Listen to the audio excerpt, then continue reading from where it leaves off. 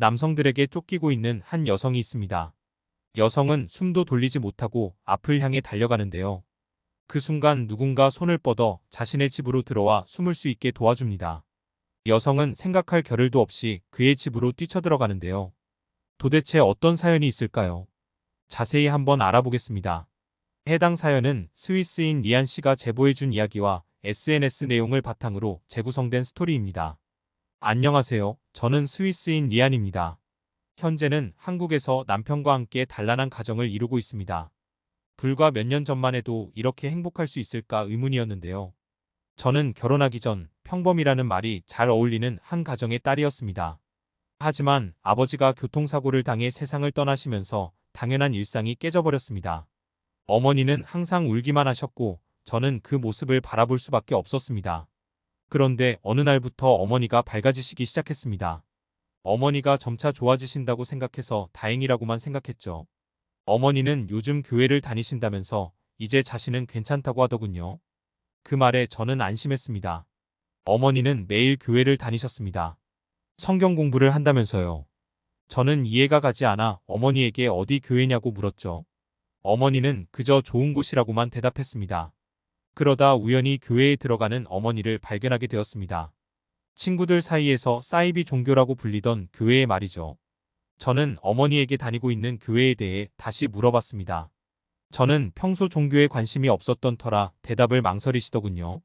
저도 요즘 종교에 관심이 있다고 흘리듯이 말하자 자신이 다니는 종교에 대해서 이야기하기 시작했습니다. 사이비로 유명한 집단이었기에 저는 입을 다물었습니다.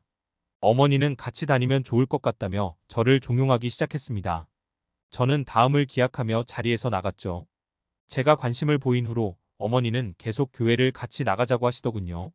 저는 참지 못하고 그만하라며 그곳은 사이비 종교라고 소리쳤습니다.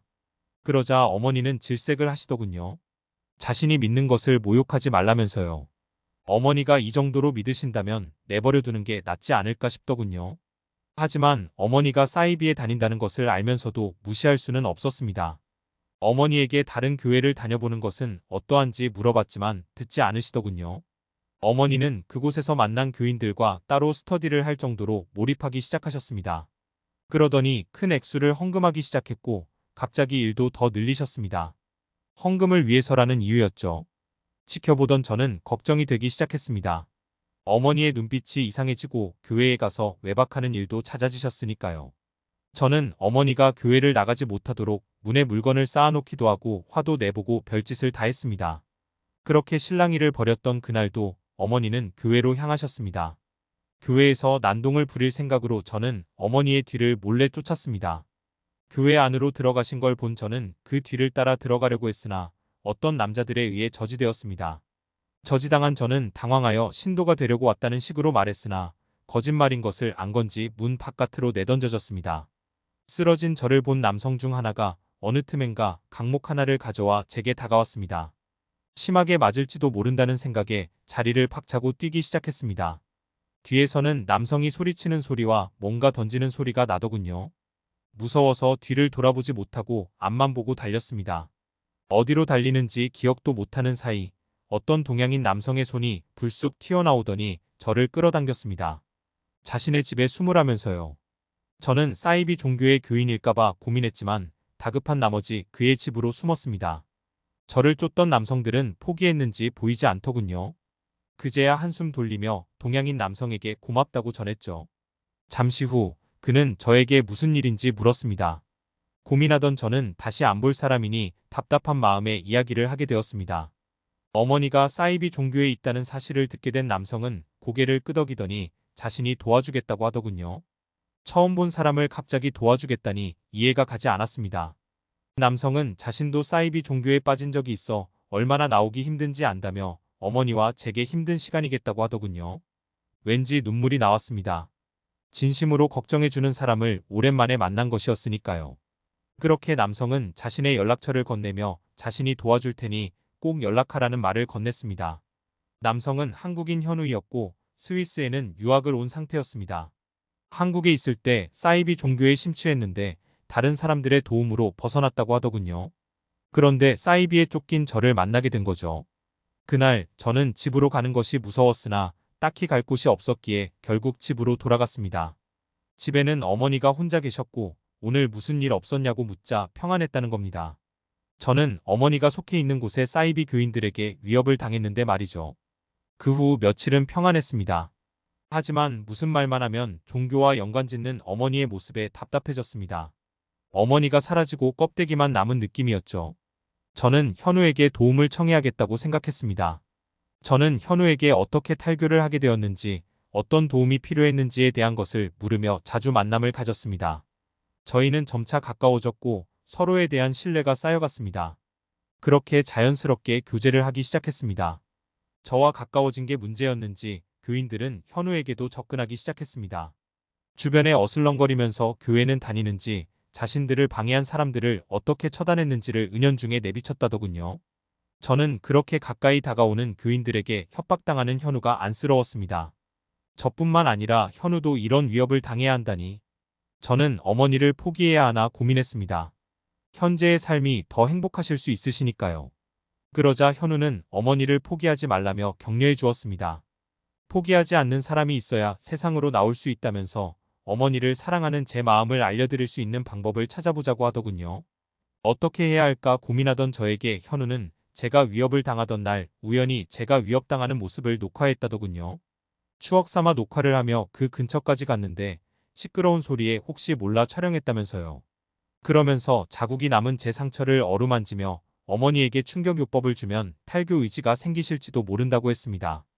다음 날 저는 어머니에게 교회를 나가지 말라고 부탁하며 팔에 남겨진 깊은 상처와 현우가 찍은 영상을 보여드렸습니다. 어머니는 그 영상을 보시더니 고개를 저었습니다. 위협적인 영상으로 볼 수 없다면서요. 그냥 혼자 넘어진 것 아니냐며 무시하셨습니다. 헤아릴 수 없는 슬픔이 밀려오더군요. 제가 조금이라도 상처가 나면 슬퍼하시던 어머니의 모습은 온데간데 없었으니까요. 제가 슬픔에 잠겨갈 때 현우는 갑자기 어머니에게 교리를 배워보고 싶다며 나섰습니다. 현우는 어머니가 심취하시는 것을 보니 너무 궁금하다면서 자신에게 교리를 알려주면 언젠가 교회에 같이 나가겠다고 하더군요.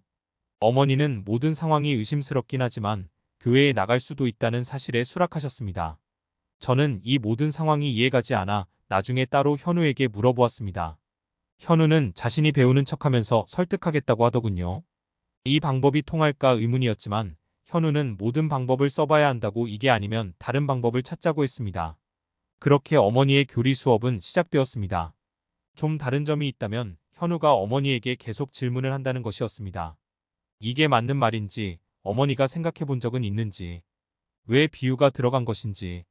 똑같은 내용의 질문이었지만 매번 이어졌습니다. 어머니에게 계속 생각할 시간을 준 것이죠. 처음에 어머니는 당당하게 답변을 해주곤 했습니다. 비유가 된 것은 어떤 것인지, 메시아가 현재 누구라는 등 사이비 종교에서 배웠던 것들을 현우에게 술술 이야기하더군요. 그러던 어느 날 현우의 질문이 들어오자 어머니는 머뭇거리셨습니다. 뭔가 이해가 가지 않는 표정이더군요.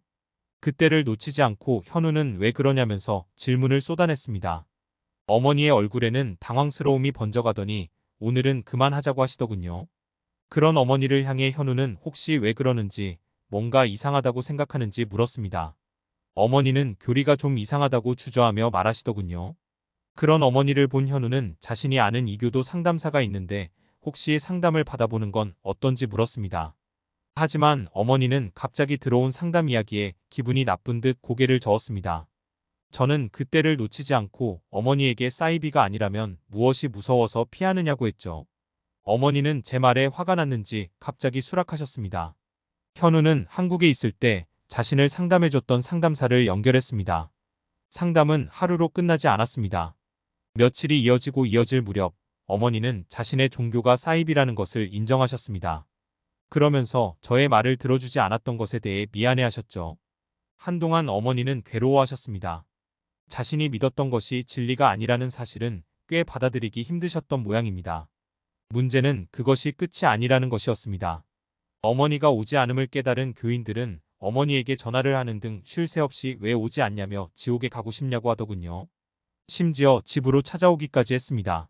어머니는 자신은 괜찮지만 딸인 제가 다시 위협을 당할까봐 걱정하기 시작하셨습니다. 그 말을 들은 현우는 저와 어머니에게 한국으로 가자고 하더군요.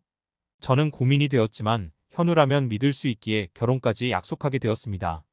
어머니는 스위스를 떠날 수 없다며 다른 지역으로 이사를 결심하셨고, 그렇게 현우와 저희는 한 가족이 되었습니다. 어머니가 이사를 하고 난 후 다행히 교인들은 어머니에게 손을 뻗지 않았습니다. 이 외에도 많은 사건이 있었으나 저희를 알아볼 것 같아 적지 않겠습니다. 저희는 모든 사건을 잘 헤쳐나갔고, 현재 어머니는 스위스에서, 저는 현우와 결혼하여 한국에서 살고 있는 상태입니다. 현우 덕분에 저는 다시 평범한 가정을 되찾을 수 있었습니다. 지금까지 리안 씨가 보내주신 사이비 종교에 빠진 어머니를 한국인 남성 현우와 함께 구출한 사연에 대해 소개해드렸는데요. 어떻게 보셨나요? 클립 뉴스에서는 여러분의 사연을 기다리고 있으니 소개해주고 싶은 사연이 있으시면 언제든 제보 바랍니다.